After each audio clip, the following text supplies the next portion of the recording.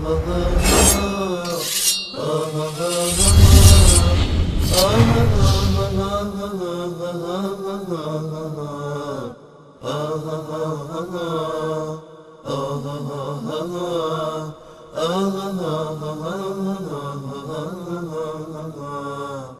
سلام علیکم، بفرمایید. و علیکم سلام و رحمت الله. امروی جناب استاد انصاری هستم. بله با انصاری دارید صحبت میکنید برادر عزیز. صدا شما در برنامه زنده داره پخش میشه. سلام علیکم و رحمت الله. علیکم السلام و رحمت الله. میشه خودتون رو معرفی کنید برادر عزیز؟ محمود هستم، برادر افغان شما از یک از کشورهای اروپایی. محمود جان برادر عزیز بفرمایید. استاد معظم، شما بیشتر درباره وحدانیت و مسائل توحیدی صحبت میکردین. هفته قبل یکی از اقارب وفات شده بودن در کابل. درست. امامی که آمده بود به خاطر تشییع جنازه در تبلیغ خود گفته که میشنویم از این طرف و طرف که بعض کسانی پیدا شدن که شما را از برگزاری مراسم شب جمعگی و چلیا منع میکنند. درست. شما ایره متوجه باشین که هر کسی که منع میکنه، بسیار معذرت میخوایم استاد محترم که من جمله را میگم منتها چیزی که از اونجا نقل شده، هر کسی که شب جمعگی را میگه که نارواست، زنش درش طلاق است.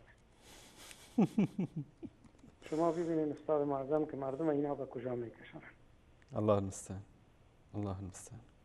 یعنی را میخواستم خدمت باز برسانم که برای برادرها، برای خصوصا برای جامعه افغانی ما شما بزرگواری کنین، برای مردم برسانین که مردم از این آفت بگویم، مصیبت بگویم که یک عضو خانواده یک کسم وفات میشه، این مصیبت بزرگ به جایش میمونه و فکر از این میشن که بچه کاکایم و اودرزادیم 500 نفر در شب جمعگی در فلانی هتل خواسته بود، ما باید 1000 نفر در فلانی هتل بخوایم که از او پس نمانه.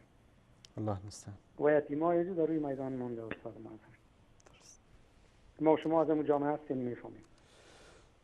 الله متعال شر اینا رو دور بکنه از سر امت اسلامی. زنده باشید. شما بزرگای موحده از ما کم نکنه که جامعه را از شرکیات و ضیافت‌ها خلاص. آمین. سلامت باشید. سلام علیکم. علیکم السلام و رحمت الله و برکاته. تشکر میکنم از این برادر عزیز. ببینید اینها، این ملاها فرقشون با آخوندهای شیعه چیزی نیست. در دین فروشی همه یکی هن. در اسلام فروشی، در قرآن فروشی، در سنت فروشی، اینا همه یکی هن. کسایی که این مسائل رو میگن. این گفته که هر کس که بگه که یعنی شب چل نگیرید و شب جمعه نگیرید فلان نگیرید زنش طلاق میشه، اگر این جمله رو گفته باشه، این حرفش این رو از دایره اسلام خارج میکنه. دلیلش میدونید چیه؟ در صحیح بخاری حدیث صحیح هست از رسول الله صلی الله علیه و سلم، در صحیح مسلم و ترمذی و ابن ماجه و بقیه کتب هم اومده. در اینجا رسول الله صلی الله علیه و سلم، احمد جان اگر این رو نشون بدی،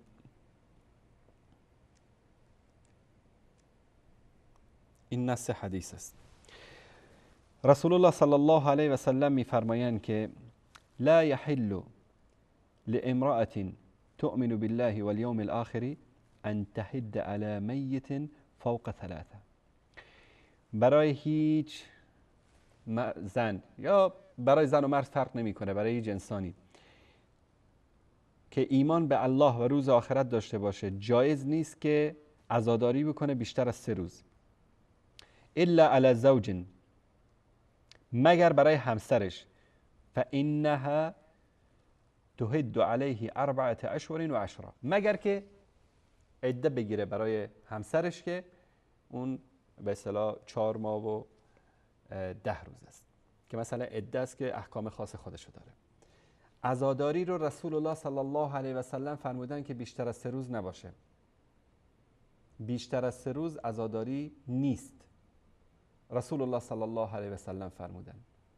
اگر این حرف این ملا، چرا گفتم از دایره اسلام خارجش میکنه؟ چون که یعنی میگه که رسول الله صلی الله علیه و سلم این حرف زدن، پس زن رسول الله صلی الله علیه و سلم هم طلاق است که بیشتر از 3 روز نباید عزاداری بکنه. این حرفو که ایشون فرمودن. یعنی این کلامی که این گفته یعنی به این اندازه خطرناک است. رسول الله صلی الله علیه و سلم میفرمایند بیشتر از 3 روز عزاداری نکنید. در کجا گفته شب جمعه، در کجا گفته شب 3، در کجا گفته شب 7، در کجا گفته نمیدونم 10، در کجا گفته 40، در کجا گفته؟ نه در قرآن و نه در سنت رسول الله صلی الله علیه و سلم. و این ملا به خاطر چی این حرف رو میزنه؟ به خاطر اینکه شب اول بره شکمش سیر بکنه، شب سوم بره شکمش سیر بکنه، سر قبر بره اونجا اسقاط جمع بکنه، شب 10 بره شکمش، شب 40 بره شکمش، فقط به خاطر همین، به خاطر پر کردن شکم خودش، هدف دیگری ندارن.